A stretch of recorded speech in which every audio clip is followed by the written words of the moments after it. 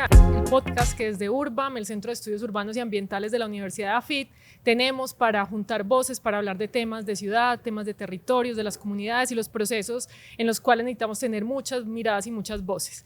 Hoy tenemos un invitado que es un libro invitado, pero además tenemos a un autor, Alejandro Echeverri, director hasta hace unos años y cofundador de URBAM, y a Daniel Carvalho, quien es hoy representante a la Cámara, que también fue parte de esta casa URBAM, así que estamos en una conversación entre amigos, amigas, y poder hoy que un libro nos conecte y nos ponga a conversar, ¿cierto? Ese es hoy el punto de partida. Así que bienvenido Alejandro, a tu podcast también.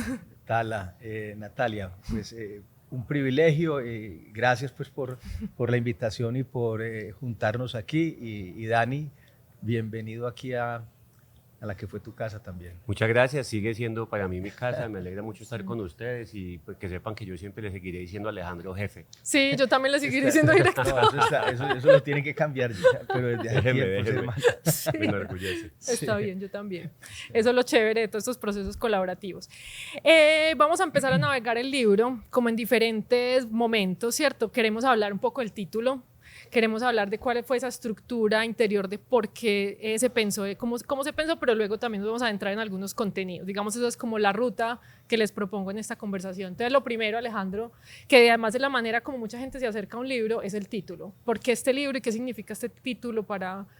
Sí, mira, Tala, Ciudad sin muros, lo hablábamos ahora por fuera de aquí de estar al aire en la conversación.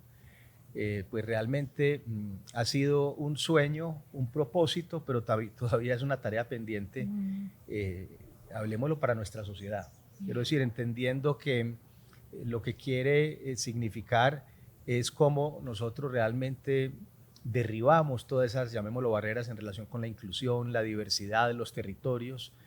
Pues en un país como Colombia, en una ciudad como Medellín, pues tal vez el problema más estructural es que estamos llenos de fronteras y de paradigmas y de posibilidades distintas. Quiero decir, las personas de nuestra sociedad, hombres y mujeres, tienen, de acuerdo a su origen, procedencia, tenemos posibilidades muy distintas. Entonces, pues lo que narra, ahora seguramente hablaremos más, esta es una serie de múltiples voces que invitamos a conversar, que retratan un momento, un periodo histórico muy especial de Medellín, donde hubo una crisis profunda y después una reacción o unas fuerzas de transformación, pero esto lo que queremos es ponerlo, dijéramos, como un tema del presente. Y creo que a nosotros también nos une espiritualmente y como una misión en la vida de cada uno de nuestros sectores donde nos desenvolvamos un poco, contribuir para que cada vez existan realmente una sociedad mucho más, llamémoslo, no solo empática, sino con mayores oportunidades para todos y que sea más feliz. Entonces ese es el título que le pusimos a un proceso que llamamos en su momento y que todavía de alguna manera seguimos trabajando, la estrategia de urbanismo social en Medellín. Y tú, Dani, que lo miras un poco como un primer lector, porque el libro salió la semana pasada, lo lanzamos en la fiesta del libro, así que eres uno de los primeros que lo ha tenido en sus manos, lo ha leído. Ese título que te genera, ¿cierto? Como que te propone. Pues me genera como curiosidad, porque muchas veces pensamos que una ciudad está hecha a partir de muros, ¿cierto? Que las casas son muros, pero uno entiende, habiendo escuchado tantas veces a Alejandro, habiendo hablado tantas veces con Sergio, sé a qué se refiere, y es justamente a esa idea de que nuestra ciudad está muy fragmentada por fronteras, que no son muros visibles, no son ladrillos, pero sí son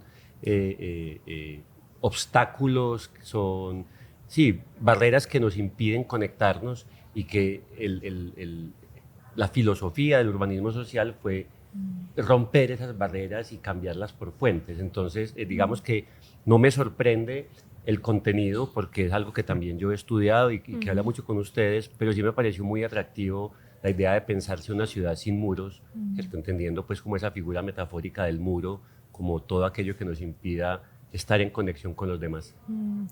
Y en ese sentido, Alejandro, pues también, digamos, el subtítulo del libro es Relatos del Urbanismo. Vámonos como a esa palabra relatos, que implica lo que hablamos al principio, voces.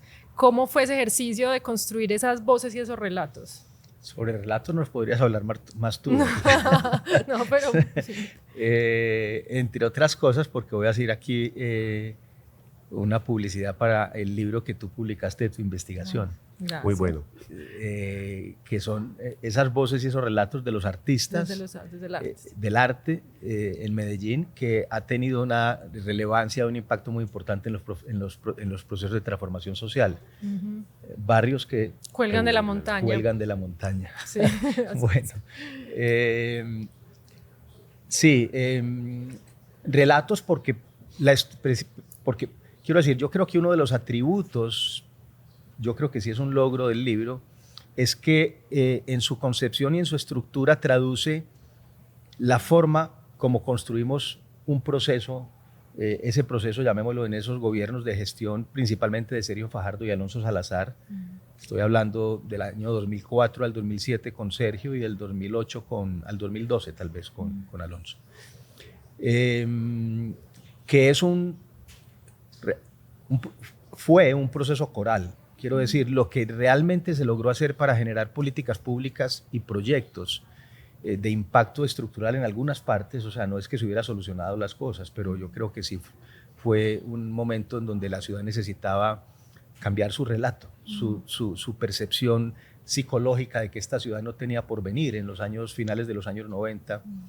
Realmente es esa idea holística de generar una convergencia de conocimientos y de acciones y presupuestos en territorios específicos. Quiero decir, una visión más holística y un trabajo más colaborativo, que es tan difícil en los gobiernos.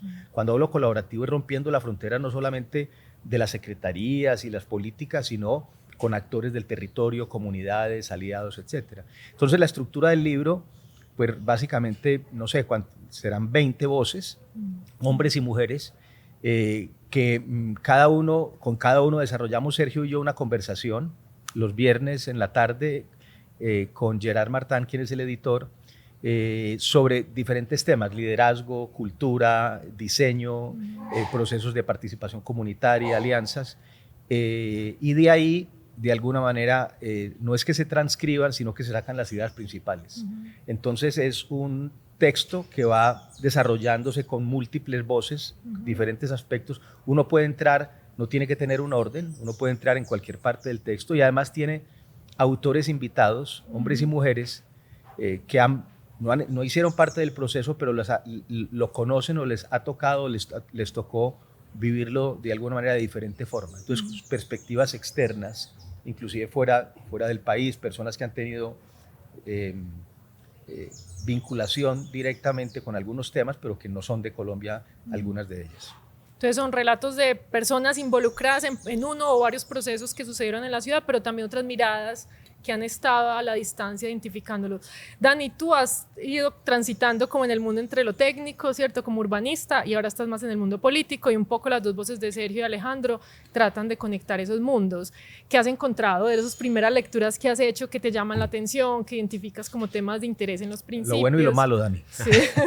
Lo malo no lo diremos. No, En realidad me ha encantado el libro y la lectura, primero porque pues, son relatos, pero también son conversaciones. Es un poco como leer este podcast que estamos haciendo, y uno que conoce a muchos de los protagonistas escucha su voz en ellos, ¿cierto? Entonces yo escucho la voz de Alejandro en su forma de referirse a las cosas, el discurso de Sergio Fajardo siendo menos técnico y más político. Entonces me gusta sentirlo de esa manera conversada.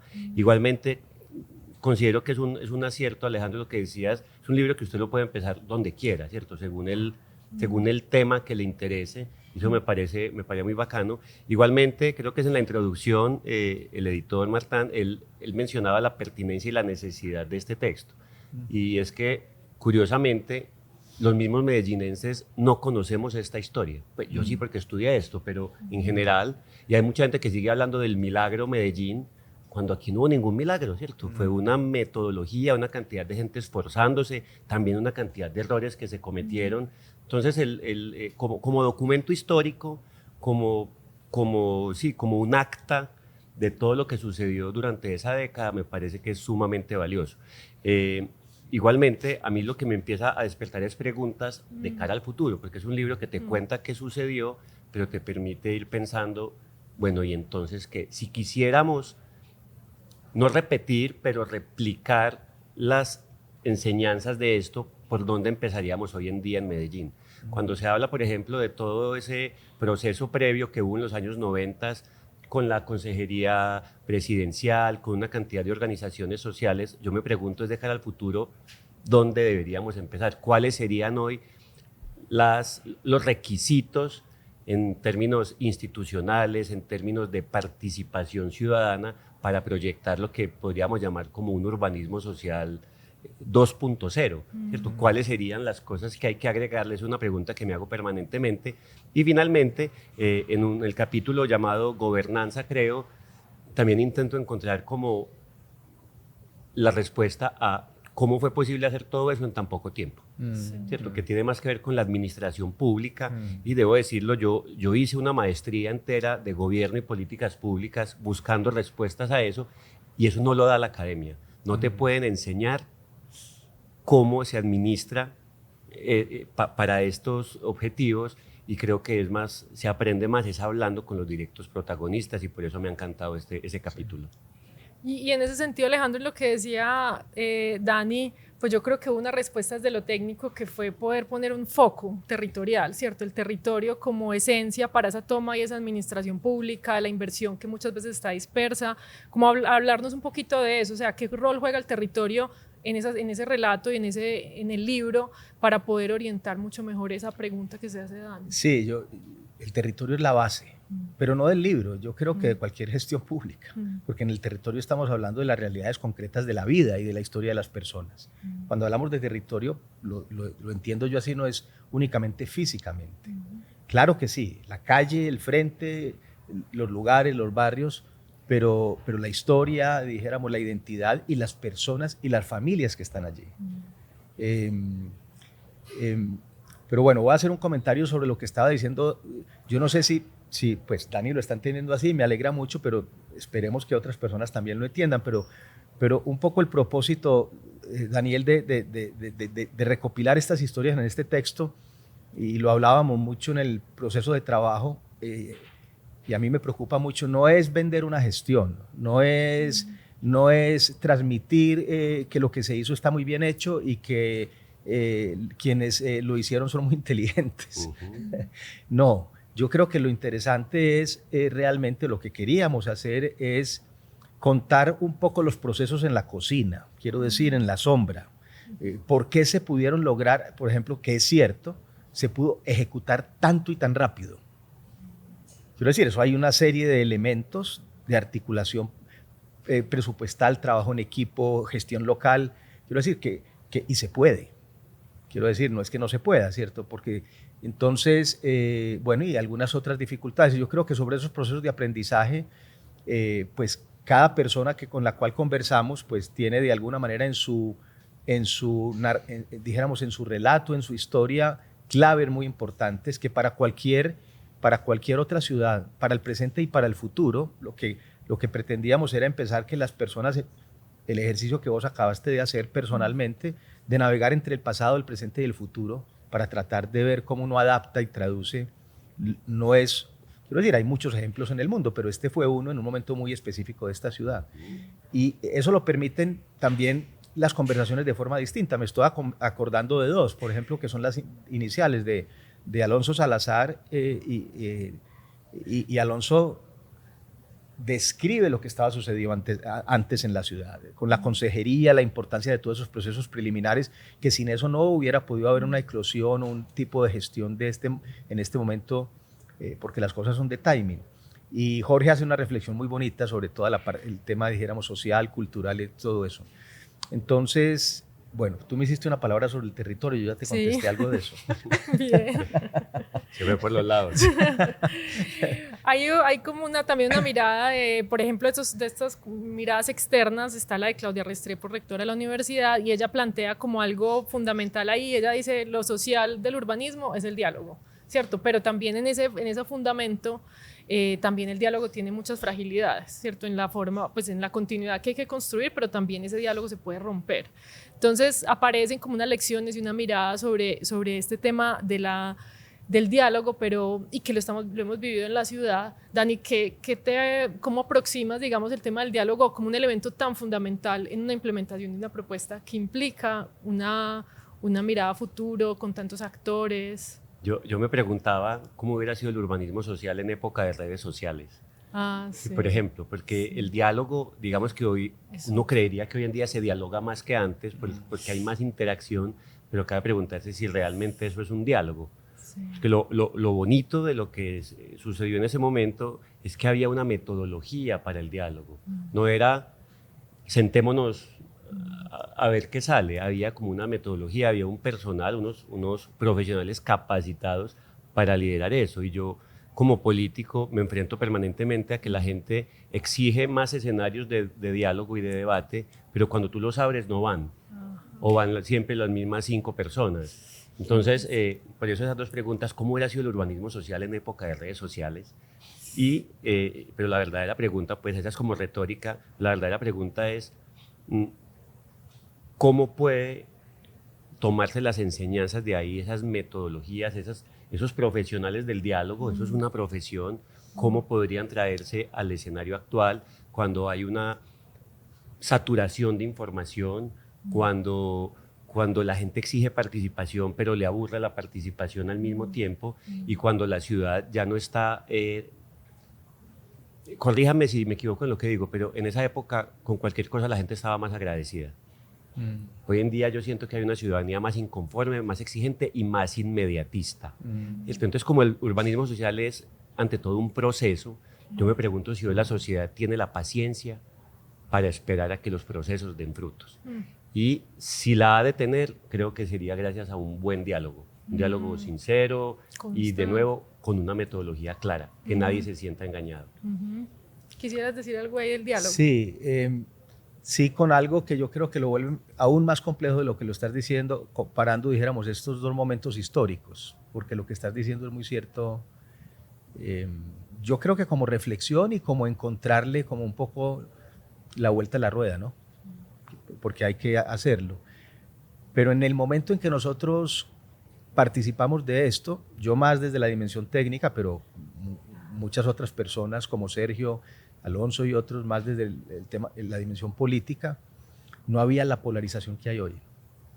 Quiero decir, una de las claves, y de hecho a mí me ha tocado, y nosotros desde Urban Tala hemos trabajado en muchas otras ciudades latinoamericanas, apoyando programas de gobierno, gestión pública, diferentes programas y proyectos posterior, quiero decir, después de que estuvimos en el gobierno de Medellín, y hacer y desarrollar un poco lo que describíamos con la estructura del libro, esos proyectos confluyentes donde confluya una estrategia, se articule y se genere un proceso de colaboración y sobre todo de construcción de confianza entre distintos.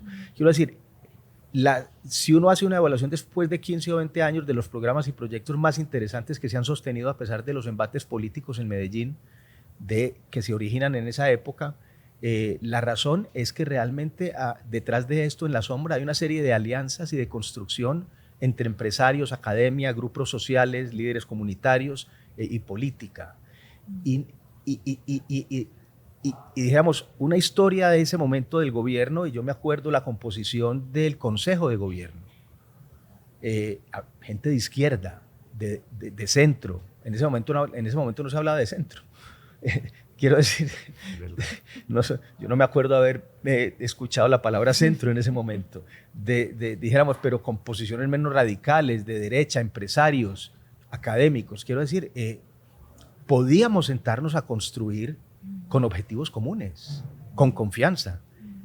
Este momento político a nivel nacional, esa polarización nacional ya llegó a las ciudades. En Medellín no existía en esa época.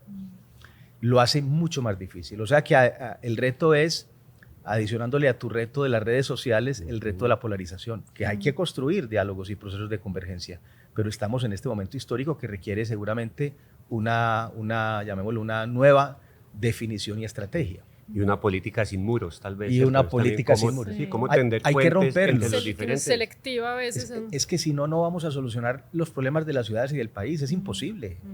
Quiero decir, en esta péndulo entre un gobierno de un lado y del otro, que llega uno y destruye el otro, y llega el otro y destruye esto, claro, esto es absolutamente que imposible. También de alguna forma una de las lecciones que queda de esto es que todo fue posible gracias a que hubo una continuidad.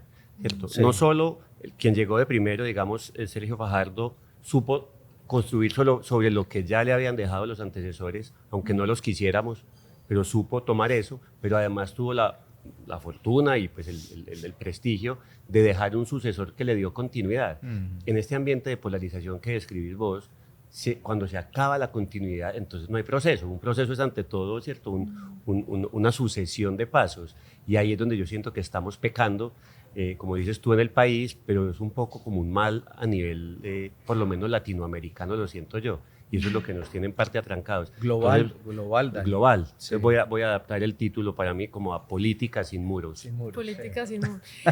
Justo aparte de lo que hemos encontrado desde Urbam es entender, digamos, el escenario de la universidad como un escenario en el cual y en la experimentación académica, esa oportunidad de seguir conectando voces, y eso lo hacemos desde la maestría, el pregrado, muchos de los procesos que hacemos, y parte de los elementos y parte de las búsquedas que hacemos es cómo fortalecer liderazgos que están en territorio, que tienen esa capacidad de darle continuidad porque están, digamos, movidos más por sus propósitos de vida, su propósito de vida asociado a un territorio. Entonces aquí aparecen unas voces de unos liderazgos comunitarios como Cielo en Moravia, que también en algún momento hemos trabajado con ellos, pero quisiera también como poner esa conversación, porque hemos hablado desde la mirada técnica, la política, pero aquí aparece también con fuerza cómo el escenario del urbanismo social también permitió y ha venido permitiendo esos fortalecimientos de voces de jóvenes que en ese momento estaban, pero que hoy ya son actores muy trascendentales en sus propios territorios y que hacen parte también de estos relatos. Sí, no sé, Dani, ¿quieres decir algo? Sí, a ver, tal vez una de las grandes cosas que aprendí yo trabajando con ustedes en Urbam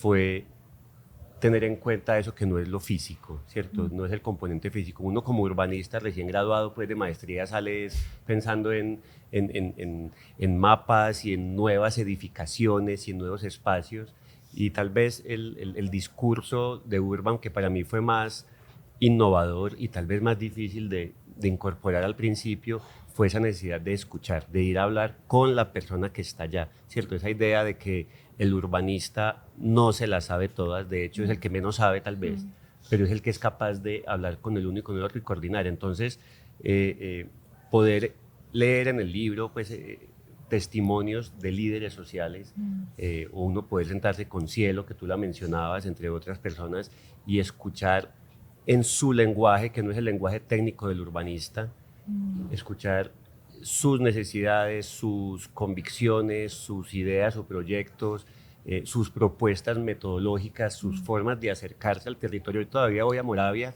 hoy con Cielo y Ángela, y me enseñan cosas. Cuando ellas enfrentan algún conflicto a la hora de hablar con un vecino, digo, esto, ninguna universidad, ninguna maestría me va a enseñar esto. Esto toca vivirlo, es al lado de ese tipo de persona. Entonces, el hecho de que desde el principio el urbanismo social haya incorporado esa necesidad y ese ejercicio de escucha a los líderes, me parece que ahí está lo social, pienso yo, del urbanismo, ya que tú lo mencionabas al principio, es el diálogo.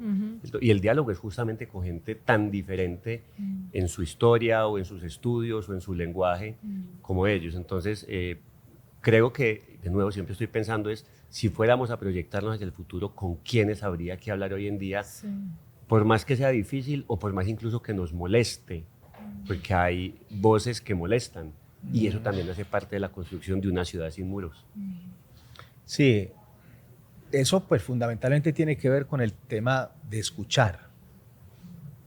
Es que escuchar, voy a tratar de hacer un paralelismo con esto de ciudad sin muros, escuchar en muchas dimensiones. Quiero decir también escuchar realmente la ciudad, o sea, las personas, los territorios, las historias, pero también saber ver una gran cantidad de iniciativas, programas, emprendimientos que existen en las ciudades, que si fuéramos gobernantes, llamémoslo, más inteligentes, realmente lo que hace uno es leer qué conecta realmente con el proyecto de sus obsesiones que uno tiene y tratar de elevar, conectar y dijéramos, potenciar esa ecología que existe en la ciudad. Y ese ejemplo se hace evidente precisamente en algo que comentábamos ahorita, esos programas y políticas y proyectos que tienen más sostenibilidad en el tiempo son aquellos que fueron capaces de construirse de una forma más robusta y que resisten los embates políticos, etc. Y nosotros aprendimos, yo creo que lo que estás diciendo, estrellándonos con confrontaciones, conversaciones muy duras, con un escepticismo muy grande. Cuando uno llega a los territorios y cuando llegábamos sobre todo a los barrios después de esos años tan violentos en Medellín, en donde una gran cantidad de gobiernos a muchos de estos lugares habían prometido infinidad de cosas, pues realmente que le crean, que tengan confianza con quien les está prometiendo desde el gobierno algo, es muy difícil. Y lo que dijiste, hay llamémoslo, metodologías o procesos que van reconstruyendo confianza, pero a partir de respuestas. Pero un poco lo que aprendí, la lección que nos queda a mí personalmente es que no creo que se puedan hacer realmente transformaciones estructurales permanentes e importantes si no se hacen con llamémoslo, una presencia activa de las comunidades locales. Quiero decir, y además que logren desarrollar un proceso mucho más orgánico de replicación, dijéramos, donde se repliquen los programas, donde crezcan, donde se deriven en cosas, y la inteligencia que hay en los territorios es absolutamente extraordinaria. Entonces yo sí me siento muy orgulloso. Nosotros lo hemos trabajado porque lo trabajamos en Urban y con un equipo, quiero decir, y aquí en la Universidad de AFIT, yo sí me siento, o sea, me da mucho orgullo realmente ver lo que paso a paso se ha ido logrando, esa complicidad y esa, llamémoslo, ir creciendo esa red de aliados donde están becados en la maestría, participan en nuestros proyectos, son algunos de los mejores profesores ranqueados en nuestras maestrías y programas que vienen del sector popular y de los barrios y que realmente, más que un tema de asistencialismo, es que nos han cambiado completamente los procesos de formación y de incidencia. Yo creo que eso es lo que nos falta a nuestras ciudades. Quiero decir, esa convergencia y esos encuentros improbables y esa empatía entre distintos. Quiero decir, nos respetamos, pensamos distinto, mi realidad y mi paradigma de vida es muy distinto. Yo no soy capaz de, quiero decir, suponer yo como técnico, una persona que yo he sido privilegiado toda mi vida. Yo me he formado por fuera, etcétera. Pero quiero decir, a uno le falta una cantidad de conocimiento impresionante para saber cuáles son los tiempos, los ritmos, cosas tan sencillas como los horarios para procesos de colaboración y participación. Sí, básico. Que es que si uno no lo hace en los horarios y en el lenguaje adecuado, pues la gente no va y no hay una participación en este. Entonces, sin duda el territorio y las personas y los líderes son los que nos permitirán realmente, mejor dicho, será la base, son la base de generar procesos realmente de impacto estructural y sostenido, ¿no? Yo ahí quisiera destacar algo, y es que, digamos, como el urbanismo social impactó en la academia, ¿cierto? En esto que hace Urban hoy desde la academia, y o sea, le demuestra a uno que no era simplemente discurso. El solo hecho de que haya, como tú mencionabas, líderes sociales becados en la maestría de Urban, el solo hecho de que, como ha sucedido en Moravia y en otros barrios ahí en la zona nororiental, Urban haya sabido darle a las poblaciones locales como un conocimiento técnico, ¿cierto? Ha empoderado a esas comunidades a poder enfrentarse a los procesos institucionales, a hablar cara a cara con los técnicos de la administración municipal sobre un POT, sobre todos esos términos que de entrada pueden parecer muy, muy ajenos para un ciudadano cualquiera, y ese proceso de empoderamiento técnico que ha hecho Urban demuestra que el urbanismo social no era un discurso, no era una pose, o no era simplemente una etiqueta para quedar bien, sino que es realmente una convicción. Ahí estás hablando del 2.0. Estoy pensando siempre en el 2.0. No, a mí me toca pensar en el futuro. Sí. Y de verdad que me parece que es un acto de coherencia, pero que, como decía Alejandro, no es que les estén haciendo el favor a ellos, es que finalmente los más beneficiados terminan siendo nosotros, ¿cierto? Sí. La misma academia, los técnicos, porque estamos aprendiendo cosas que ningún libro, ninguna universidad nos iba a enseñar. Y a construir procesos de forma distinta. Sí. Es decir, porque es hago un comentario adicional sobre esto, Tala, sí. Pero dijéramos trayéndolo al presente, pues me estoy acordando ahorita que estábamos conversando sobre todos estos estudiantes del Urabá, hombres y mujeres que están becados en nuestra maestría, entre otras cosas porque nosotros en Urban tratamos de hacer mediación, conectar, hacer procesos de mediación. Entonces Sura que tiene un liderazgo extraordinario en relación con estos temas de impacto social, etcétera, pues nos invita o de alguna manera trabajamos juntos para hacer un programa de becas de líderes y lideresas del Urabá para hacer un proceso de formación con este tema de la maestría en procesos urbanos ambientales, y ahora estamos hablando de unas historias increíbles en el Urabá. Sí. Con la gente del Urabá y con otras capacidades. Absolutamente diversa, sí. En un territorio muy complejo, que tiene fuerzas de transformación como la del nuevo puerto, pero retos gigantescos e históricos inmensos. Sí.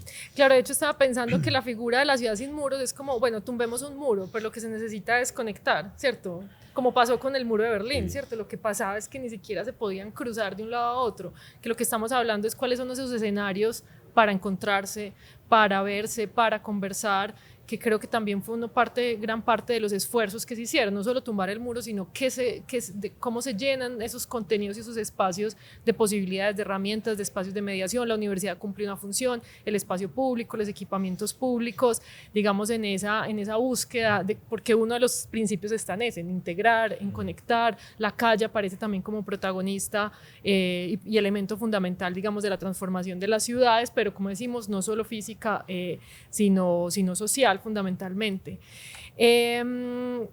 Hablemos entonces ahora un poco como de ya poniéndole un poco ya más tono futuro, pero ya como de manera mucho más decidida. Alejandro, tú has venido identificando temas que hoy crees que son infaltables, digamos, como en una nueva propuesta de ciudad, ¿cierto? Temas asociados a lo ambiental, a la regeneración, que quizás no se trabajaron de manera tan fundamental en algunos de estos proyectos, pero que hoy son el tema de la resiliencia urbana, el tema de la gestión del agua, de los corredores ecológicos, también como otra manera de generar una ciudad que está sin esos muros a esa naturaleza. Hoy hablemos entonces ahora qué quedó faltando, esto que se relató acá, que es fundamental y que debería ser punto de partida para ese 2.0 y ese futuro que ya luego le preguntamos a Dani.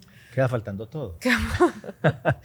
No, una realidad es que las ciudades y nuestras sociedades son, dijéramos, son espacios dinámicos y siempre lo que uno hace es limitadísimo. La perspectiva del tiempo le enseña a uno realmente lo limitado que uno puede hacer, incidir realmente en momentos importantes de cambio, pero puestos en perspectiva de tiempo uno hace mejoramientos pequeños, quiero decir, y va avanzando lentamente en un proceso que es infinito.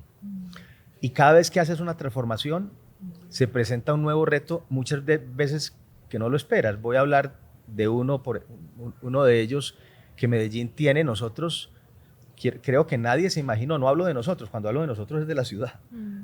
No estoy hablando del grupo que estamos aquí en ese libro. Nunca ni siquiera supusimos que Medellín iba a ser turística, y mucho menos la ciudad más turística de Colombia, y mucho menos una de las ciudades de Latinoamérica que atrae más nómadas digitales. O sea, eso... Ni se hablaba de eso. Ni se hablaba, ni nadie lo buscó, pues. O sea, nadie se imaginaba que eso, quiero decir. Y resulta que eso ha traído atributos porque trae nuevas economías, negocios, se crece la oferta de hoteles, restaurantes, pero trae impactos inesperados muy profundos que tampoco que de alguna manera sobre los cuales hay que dar respuesta, que es en esas áreas tensionadas o en estos lugares donde se dan estos procesos, pues incrementa de alguna manera la explotación sexual, las drogas, dijéramos el precio de los alquileres. Bueno, ese es uno de los retos que hay que mirar cómo se de alguna manera cómo se orienta, porque tampoco es que se solucionan las cosas del todo. Pero un poco en la respuesta que está, en la pregunta que estabas, bueno, un comentario. Tú, igual que Dani y yo, tú tienes más respuestas que nosotros. Entonces estás invitadísima aquí no solo a preguntarnos a nosotros, sino a hacer tus reflexiones. Pero Urbam, cuando nosotros terminamos, y yo terminé en la alcaldía de Sergio y unos años después, al segundo año de que estaba en la de Alonso, ya no estábamos en el gobierno, yo no estaba, y empezamos a pensar con algunos en que era necesario crear un laboratorio que conectara la academia, el gobierno, las instituciones, y bueno, Juan Luis Mejía nos invita a fundar Urbam juntos, y Urbam con M, al final, de medio ambiente. Quiero decir, eso fue una declaratoria de intenciones. Veníamos de un proceso donde el tema de alguna manera social, de infraestructuras, transporte público, espacio público y todos estos procesos con cultura y educación habían sido muy fuertes. También trabajamos temas de regeneración, incrementando y recuperando el jardín botánico, regenerando algunas áreas, etcétera. Pero una de las cosas que fue absolutamente evidente para nosotros en ese momento es que todavía, quiero decir, muchas tareas, pero había dos deudas profundas. Una, realmente tener una comprensión y una integración mucho más, llamémoslo, sistémica de todo lo que tenía que ver con el ambiente, el agua, la gestión, el cambio climático y los temas de regeneración. Y que era necesario generar un espacio, no solo de enseñanza, sino de investigación e incidencia, donde se conectara lo social, que también era una deuda, lo físico, espacios públicos, construcciones y lo ambiental. Y pues esa es una de las razones que nos tiene en Urban a nosotros aprendiendo en esto. Entonces estos temas de regeneración, conectividad ecológica, sin duda, yo diría que, pero en general, conectados con los temas de justicia ambiental.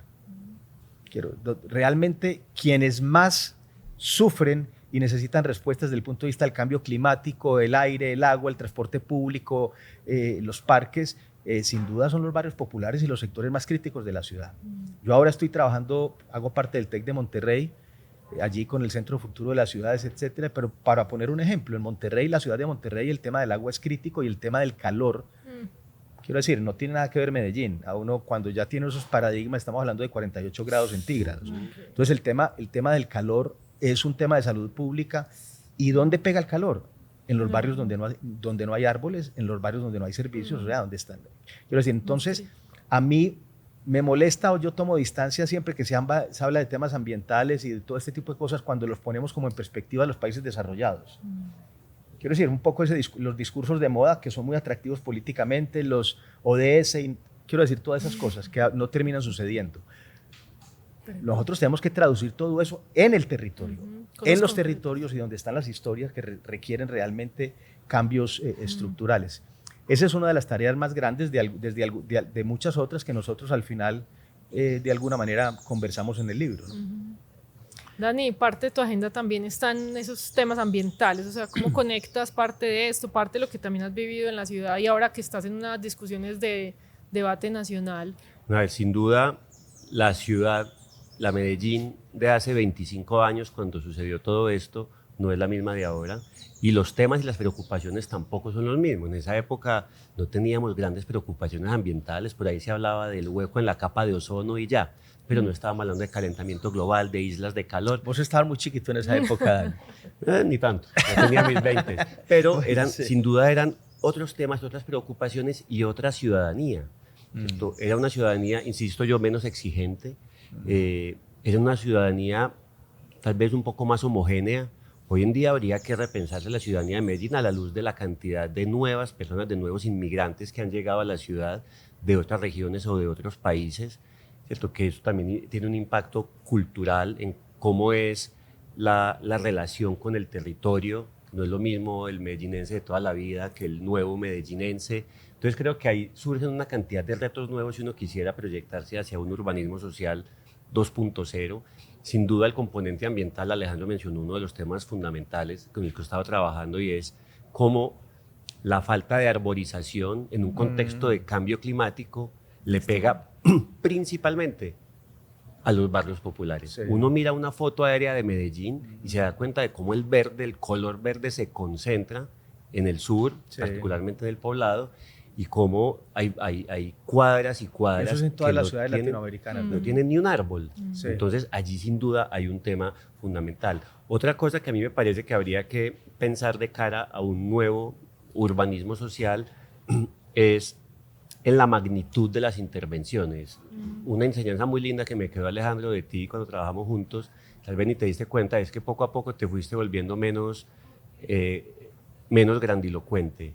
Y cada vez te empezó a gustar más lo pequeñito, ¿sí? La pequeña intervención, la pequeña escala. Entonces no significa renunciar a la escala del PUI, del Proyecto Urbano Integral, que fue tan grande, pero también cómo trabajamos lo pequeñito y cómo en lo pequeñito tal vez no es tan importante la alcaldía y el presupuesto de la alcaldía. ¿Cómo podemos hacer, yo lo llamo microurbanismo social, ¿cierto? Que cada comunidad con este conocimiento que han recibido, por ejemplo, de ustedes, con una capacidad de aliarse con una empresa privada o con otra academia, puede realizar pequeñas transformaciones integrales, también complejas, pero de un tamaño más reducido. Transformaciones que quizás una alcaldía no va a hacer, porque a una alcaldía no le interesa arreglar una esquinita, pero a una comunidad sí, y el cambio de esa esquinita le cambia el aspecto a una cuadra y de pronto al barrio. Entonces, esa flexibilidad también en las escalas de intervención es algo que a mí me ha estado intrigando bastante. Y finalmente, también lo mencionaste, pues cuando la primera vez que yo visité la Biblioteca España, en 2009 tal vez, yo llegué allá y yo ver ese lugar, que era el barrio más peligroso de la ciudad más peligrosa del mundo cuando yo era pequeño, y ver allá turistas me pareció fascinante. No fue hecho para eso, pero sucedió. Las escaleras de la Comuna 13 no fueron hechas para el turismo, pero sucedió. Entonces, tal vez también incorporar de una vez en las intervenciones esa reflexión de, ojo, que esto puede volverse turístico. Y el turismo, como vos decías, tiene unas implicaciones muy positivas, pero también genera unos retos. Negativas. ¿Cómo pueden, desde el proceso previo a la intervención, cómo pueden preverse y tal vez mitigarse posibles impactos asociados al turismo? Porque creo que Medellín va a seguir siendo una ciudad turística. Me gustó esto de la escala, sí, el microurbanismo porque es verdad, social. genera y también como una conexión con el territorio diferente, ¿cierto? Como una materialidad que se transforma con unos esfuerzos que, como han sido los barrios, los convites construyeron gran parte de esta ciudad. Y de golpe te da una estética diferente. Sí. Que también lo venimos haciendo, de hecho, en el plan maestro de la Universidad de AFID, haciendo intervenciones un poco también en ese sentido, y creo que sí vale mucho la pena entender esa escala, que además genera unas gobernanzas también micro, pero que generan confianza, más relación. Yo creo que ya pues vamos como terminando, pero un tema que para Urbam ha sido muy clave, que de alguna manera también me ha tocado liderar, es esa replicabilidad o búsqueda de llevar estas experiencias a otros lugares, a Costa Rica, que nos buscaron porque estaban, digamos, enfrentando un tema de violencia, de seguridad, y nos decían, bueno, ¿cómo afrontamos esto? No solo desde la mirada centrada en la seguridad, sino como desde una mirada más amplia del urbanismo social. También lo venimos haciendo en Bolivia, en temas de barrios también autoconstruidos, en Panamá. Entonces ahí hay como un capítulo que está también pensado en uno de los temas del libro, que es la replicabilidad, ¿cierto? Que hay que hacerse la pregunta, ¿cierto? Cada contexto es tan diferente que las instituciones, los procesos sociales, los antecedentes en cada uno son diferentes, pero sí creo que lo que nos ha permitido a nosotros mantener esa transferencia y ese intercambio de conocimiento ha sido entender los principios, no tratar de vender una solución a medida, pues digamos como hecha, sino ir entendiendo justamente en ese nivel de escucha qué cosas de Medellín pueden servir, pero qué cosas también de los contextos propios. Y yo creo pues, Alejandro, que obviamente este libro fue hecho también desde Urbam Afid con el TEC de Monterrey, y gran parte también pues tiene que ver con ese puente que estás construyendo tú ya en las dos universidades. Entonces un poco como esa reflexión de hoy, que México se está haciendo preguntas, y este libro también ¿qué le puede aportar? Sí, yo creo que llamémoslo, ese reto de la replicabilidad es, sin duda, está asociado con el éxito de las políticas públicas. Y de las públicas, llamémoslo, o de cogestión privada, o dijéramos de las iniciativas. Porque hay en el mundo y en la vida una gran cantidad de ejemplos puntuales que se inician y se diseñan y se construyen muy bien, etcétera, pero que terminan teniendo una historia limitada y después también se deterioran y se abandonan. Entonces, en el diseño, en la concepción, en el objetivo de cualquier política pública o proyecto o iniciativa que uno conciba, creo que debería estar desde el principio, pues primero las personas, la historia de las personas, y esa, llamémoslo, esa capacidad o esa posibilidad de que se replique, se adapte, se ajuste, de generar unas ecologías de alguna manera mucho más orgánicas, virales. Y en ese sentido las escalas que estaban mencionando Dani y Tutala son fundamentales. Quiero decir, porque realmente la escala tiene directamente una relación con el número de actores o de oportunidades que pueden o no replicarse. Mientras más grande, pues necesitará más recursos y situaciones más excepcionales. Nosotros aprendimos con el tiempo y dijéramos muy doloroso que muchas de las cosas que nosotros hicimos en ese momento, a mí no me ha tocado la posibilidad de poderlas replicar, ni siquiera en asesorías ni cosas, porque hubo un momento muy excepcional de gobierno, de recursos, de crisis. Entonces lo que tratamos de hacer en este libro es trasladar la explicación y la reflexión sobre esos procesos, no para que se copien, sino para que cada uno, quien lo lea, lo interprete y lo adapte a su propia realidad y a su propia escala de forma distinta. Quiero decir, lo que nosotros quisiéramos de esta información que hay aquí, de estos diálogos, es que permitieran una replicabilidad de conceptos completamente transformados para cada lugar. Entonces, ese hecho bueno, ya lo mencioné, yo creo que el tema de la escala tiene mucho que ver y hay ejemplos, no hay espacio en este podcast y seguramente hay ejemplos muy bonitos. Voy a mencionar pues un proyecto. Bueno, hay varios. El Centro Cultural de Moravia, pero el Parque Explora, por ejemplo, el Parque Explora no es un museo de ciencia y tecnología, es una empresa cultural sostenible. Pero es un lugar que ha generado una conversación y se convirtió en un lugar donde todas las generaciones, cada una de las generaciones se siente identificado, los mayores, los jóvenes, los niños, para las discusiones que arma. Pero venía de una historia previa, de la Feria de la Ciencia de la Universidad de Antioquia con Rafael Abad, y venía con un grupo previo, antes de que los gobiernos llegaran. Que ahorita preguntabas por qué tan rápido sucedían, porque se recogen esas ya había semillas. Claro, pero semillas potentísimas. Y después se elevan a otro nivel, entonces se construye una alianza entre empresarios, científicos, academia, universidades y comunidad. Y hoy es una empresa sostenible, pero además es, llamémoslo, ejemplo, no solo ejemplo, sino que ya se me olvidó la frase de Explora, es aprender ciencia pues divirtiéndose. Quiero decir, es divertido. Lo que sucede en Explora es divertido. Que yo creo que es lo más bonito. La manera de conectar también. Sí. Dani, ya por último, pues nos ha unido también un tema del urbanismo en Urban, pero también el tema del arte y los artistas, ¿cierto? Esa mirada del arte, que si bien aquí ahí está Jorge Blandón como artista del barrio, pero también en este 2.0, ¿cómo te imaginarías como el arte asociado a unas propuestas bien potentes de ciudad? Sí, me gusta la pregunta, Tala, porque lo he estado pensando. Muchas veces cuando leemos aquí los referentes artistas, hablamos de cómo los artistas nos ayudaron o nos abrieron los ojos para ver esa ciudad escondida que estaba padeciendo de forma más cruel la violencia.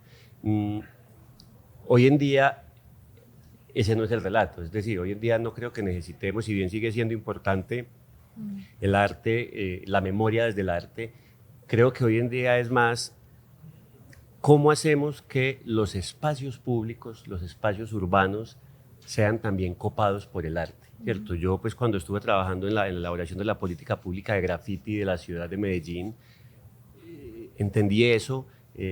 Ahora que estaba haciendo como algunas activaciones de espacios públicos a través de la música o del arte, me he dado cuenta de que realmente necesitamos pensar también la calle no es simplemente un lugar de tránsito, es también un escenario, ¿sí? Un escenario obviamente de interlocución entre ciudadanos, pero también pensarla como escenario artístico para una canción, para un baile, para una lectura, para una pintura. Entonces eso podría ser otra arista más, otro criterio más a incorporar a la hora de pensar en transformar físicamente un lugar, ¿cierto? Entonces, bueno, ¿y aquí dónde va a caber el arte? Aquí ¿qué me cabe? Aquí va a ver dónde está el poeta en el plano, dónde se va a parar el señor con la guitarra en esta nueva calle que estoy transformando. Me parece que es muy valioso porque finalmente en este proceso, que al final el urbanismo social ha sido una recuperación de lo público, ¿cierto? Detrás de todo es cómo recuperamos lo público, es esencialmente eso.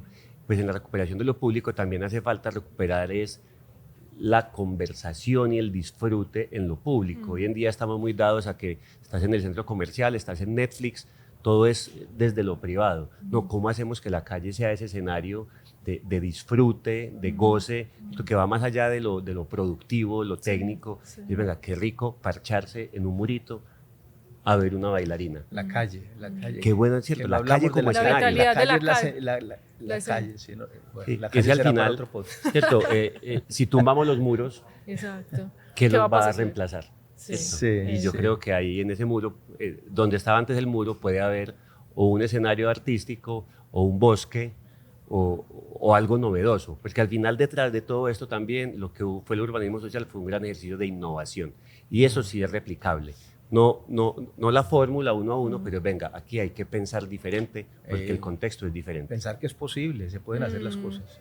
Sí, bueno, entonces una invitación a disfrutar del proceso, disfrutar de los aprendizajes, entender que esto lo que busca es poder activar conversaciones para imaginar esos futuros, para imaginar cómo hacerlo, con quién hacerlo. Y yo creo que, bueno, pues... Y a leer el libro. Obviamente a leer el libro. A conversar con el libro. A conversar con él, que desate otras conversaciones. Eso es lo que nos interesa, que propicie reencuentros como estos y otros más y que genere estos diálogos y estas conversaciones. Muy bien. Esperamos sus comentarios. Gracias.